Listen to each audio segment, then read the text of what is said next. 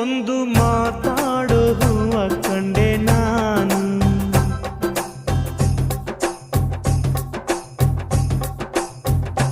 ಬಾಡದಂತ ಪ್ರೀತಿಯ ಹೂ ನೀನು.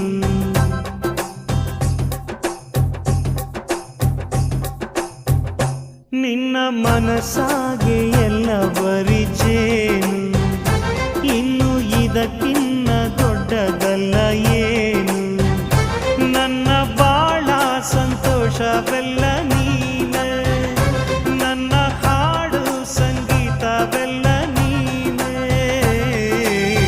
ನನ್ನುಸಿರು ಪ್ರಾಣ ಬದುಕು ಎಲ್ಲ ನೀನಮ್ಮ, ನನ್ನಾಸೆ ಕನಸ ಉಳಿಸೋ ಜೀವ ನೀನಮ್ಮ.